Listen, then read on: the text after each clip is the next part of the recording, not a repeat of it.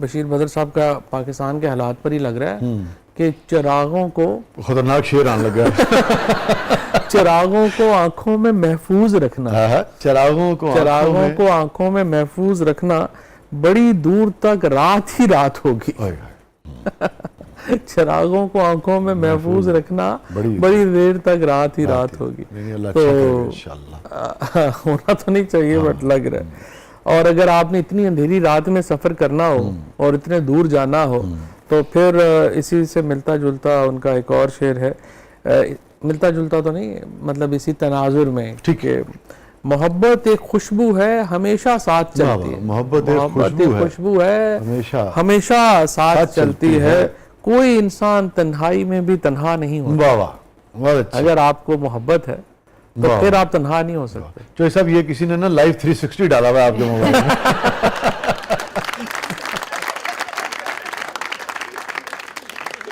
कभी तो आसमां से चांद उतरे जाम हो जाए, तुम्हारे नाम की एक खूबसूरत शाम हो जाए। वाह वाह वाह, कभी तो आसमां से चांद उतरे जाम हो जाए, तुम्हारे नाम की एक खूबसूरत शाम हो जाए। वाह, क्या कहना। और वो भी क्या खूब कहा है उन्होंने कि रात का इंतजार कौन करे, आजकल दिन में क्या नहीं होता। सही साहब। पत्थर के जिगर वालों गम में वो रवानी है, पत्थर के जिगर वालों गम में वो रवानी है, खुद राह बना लेगा बहता हुआ पानी। वाह वाह, खुद राह बना लेगा बहता हुआ पानी। इसमें शकीब का शेर देखिए, वही कमाल है। शकीब जलाली कहते हैं, क्या कहूँ दीदा तर ये तो मेरा चेहरा है, वाह, अरे संग कट जाते हैं बारिश की जहां धार। और वो कितना खूबसूरत कहा है कि उन्हीं रास्तों ने जिन पर कभी तुम थे साथ मेरे, जी, उन्हीं रास्तों ने जिन पर कभी तुम थे साथ मेरे, मुझे रोक रोक पूछा हम सफर। अच्छा, ये जो शेर है ना, ये जुनैद जमशेद ने अपना एक बहुत ही उनका जो मशहूर गाना है ना, पत्थरों में जंगलों में रास्ता मिल जाएगा, उसमें उन्होंने यूज भी किया। जुनैद जमशेद की बड़ी नजर है हर चीज में। वो जंगल रास्ता मिल जाएगा, चलो तो सही, वो चलो तो सही, मिलो तो सही। हम दोनों एक मरतबा एक ऐसे इदारे में थे जिसकी टैग लाइन थी अपना।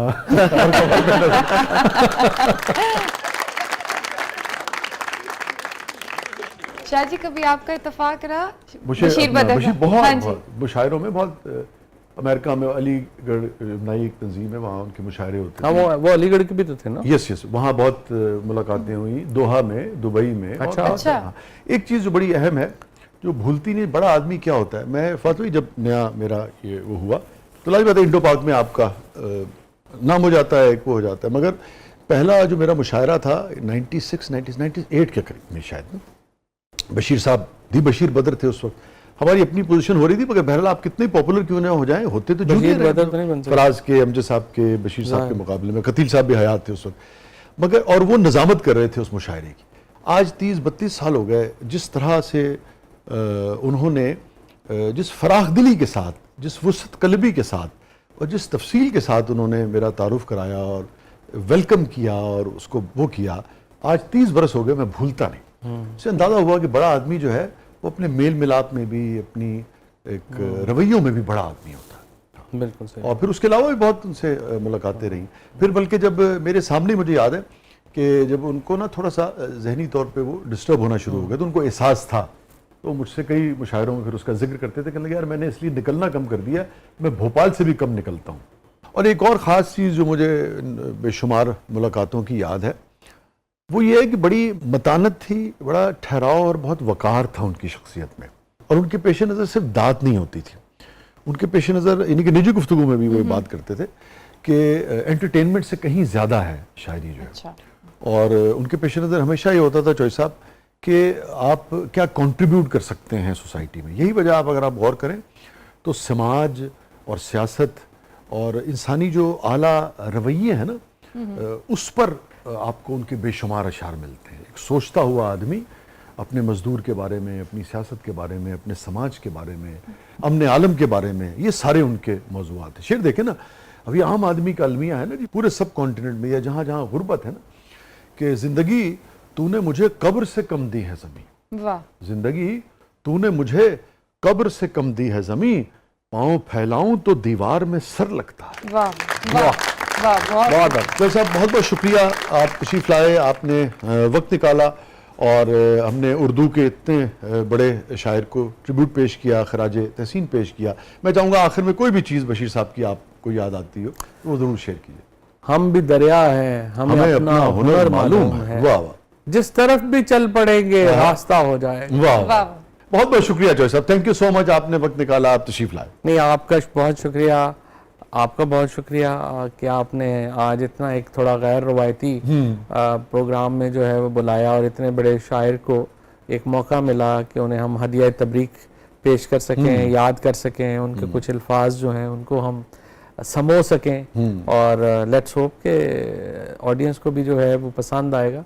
और उम्मीद है कि मैं ये तमाम जो लोग जो कि वकील बनना चाहते हैं, वकालत कर रहे हैं या जर्नलिज्म में हैं या सियासत में हैं या कुछ, उनको मैं ये ज़रूर मशवरा देना चाहूँगा मुफ्त कि आप अगर अपनी तकरीर में, अपनी बातों में वज़न लाना चाहते हैं तो बड़े शायरों को ज़रूर पढ़ें, उसका कोई अल्टरनेटिव नहीं, कोई alternative. Thank you so much नाज़रीन, ये था आज का ज़बरदस्त।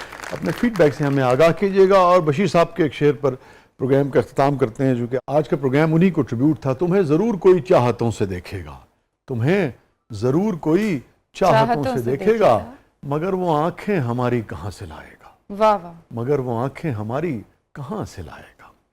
तुम्हारे साथ ये मौसम फरिश्तों जैसा है, तुम्हारे साथ ये मौसम फरिश्तों जैसा है, तुम्हारे बाद ये मौसम बहुत सताएगा। वाह वाह। दुखों ने बांट लिया है, तुम्हारे बाद हमें, हमें तुम्हारे हाथ में रहते कितना अच्छा, तो कितना अच्छा, कितना खूबसूरत शेर है। शुक्रिया। अब भी आपका यही शेर सबसे खूबसूरत। शुक्रिया, थैंक यू। तो वो आपको याद था, ये जो लग्जिश की आप बात कर रहे हैं चॉइस साहब, ये कभी कभी आपको रहता है किसी मामले में एहसास कि यार ये बात ऐसी तो थी नहीं, मगर ऐसी 10-20-30 सेकंड निकाल लिए किसी ने? नहीं, वो तो जब भी बात होती है ना, मिसाल के तौर के ऊपर आपको किसी ऐसी लग्जिश का रंज रहता है, रिग्रेट रहता है? नहीं, रिग्रेट नहीं। मसलन मैं आपको बताऊं कि इस वक्त हिंदुस्तान में मेरे वारंट जारी हुए हैं और वो वारंट किस बात पे जारी हुए हैं कि मैंने असेंबली में तकरीर की और मैंने ये कहा कि जो पुलवामा है उसका हमें बड़ा हमने ज़बरदस्त वो पुलवामा में जो है वो एक्शन किया।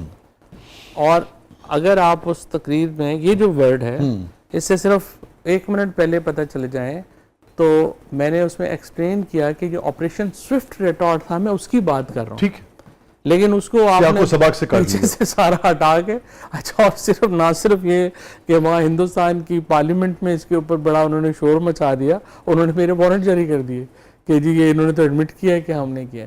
सो दिस इज हाउ आप ट्विस्ट करते हैं। So you should be. अच्छा, फिर बहुत सारे जो हमारे लोग हैं उनको ये पता नहीं है कि जो नया मीडिया है उसके अंदर तो ये बहुत ही प्रॉब्लम है ना, editing has become a huge problem, और उसको कैसे डील करना है लफ्ज़ों के साथ तो फिर बहुत ही मसला। आपको वैसे कभी किसी चीज़ पे रिग्रेट रहा? आज तक तो अल्हम्दुलिल्लाह गॉड इज़ काइंड कि मैंने आज तक अपनी जो भी बातें कही हैं मैं कभी उनके ऊपर मैंने एक दफ़ा भी शायद किसी बात पे माफ़ी नहीं मांगी होगी या माजरत नहीं की होगी। और कभी ऐसा हुआ कि आपको लगा कि यार ये मैंने कहा नहीं मगर ये बात यूं की यूं बना दी गई? ये तो भी मैंने आपको मिसाल दी। नहीं, मुल्क में, पाकिस्तान, हाँ मुल्क में भी बेशुमार बातें होंगी, अब ऐसी तो बातें तो बन ही जाती हैं। ये जो ट्रेंड है हमारे यहाँ, ये सियाको सबाक से हट के जी और फिर उसके बाद एंगलिंग देना, एक होता ना कि मफहूम निकालना चॉइस साहब, एक ये है कि सियाको सबाक से हट के कोई चीज़ जो है उसको ऐसे पेश करना कि माने कुछ का कुछ हो जाए, इस रवैये को कैसे देखते हैं आप? देखिए, वकील की, सियासतदान की और सहाफ़ी की हैसियत। देखेंगे असल में ना, जब मैं इंफॉर्मेशन मिनिस्टर था तो मैं पाकिस्तान मीडिया डेवलपमेंट अथॉरिटी बना रहा था और उसका अंदर जो रेगुलेशंस थे सोशल मीडिया के बहुत ही मजबूत रेगुलेशंस में लेके आया था और उसमें जुर्माने थे, मेन सिविल लॉ था, क्रिमिनल लॉ नहीं था। और अल्टीमेटली आपने ये कंट्रोल करना है, आपको रेगुलेशंस चाहिए, बट अनफॉर्चुनेटली पाकिस्तान के अंदर आप रेगुलेशंस नहीं बना रहे और उसकी वजह से जो क्रिमिनल लॉ है वो आप यूज कर रहे हैं। सो एक तरफ उसके जो है वो प्रॉब्लम आ रही है कि आप और रिएक्शन आता है उसका सियासी इस्तेमाल करते हैं, और दूसरा प्रॉब्लम आ रहा है कि इसका फर्क नहीं पड़ रहा। आप देखें ना, अगर आपका जो FIA है उसके पास 50,000 शिकायत आ गई तो वो उन्होंने कैसे उसको डील करना है? ये तो बहुत बड़ा इस वक्त इशू है। उसको डील करने का तरीका बिल्कुल अलग है अदालत से। आप अदालत में नहीं उसको जा सकते, उसके लिए आपको एक जो सहाफती जो हाँ, कमेटियां उसके लिए हैं या जो हमने ये बनाया था बेसिकली ऑस्ट्रेलिया और इंग्लैंड के लॉज को लेके और इस थीम को। अभी भी मैं इंफॉर्मेशन मिनिस्टर साहब से बात कर रहा था उस दिन और मैंने उनसे गुजारिश की कि आप उसको एक दफ़ा मंगवा के पढ़ लें, देख लें, and that's the way forward. Criminal law से तो कुछ नहीं होगा, बट लेट्स होप कि वो उसको लेके कलम का मामला जो है वो तलवार से तो नहीं हैंडल करना चाहिए। कलम का मामला तलवार से तो नहीं हैंडल हो सकता। इस तरह तो फिर आप तलवार से तो फिर आप अपने बेशुमार लोगों की सर ही काटेंगे ना, क्या करें? इस्लाह नहीं आ सकती। आप लुत्फ लेंगे चौधरी साहब, हरफ तनकीद इलाजे दिले बीमार भी है। क्रिटिसिज्म जो है हरफ तनकीद इलाजे दिले बीमार भी है, हर मुखालिफ को ना गद्दार करता है। हाँ वाह, बिल्कुल, ये आपका बड़ा खूबसूरत। शुक्रिया, थैंक यू। चौधरी साहब यहीं से कंटिन्यू करते हैं, मुझे ब्रेक पे जाना है, छोटे से वक्फे के बाद आते हैं। नाज़रीन स्टे विद अस, कहीं नहीं जाइएगा।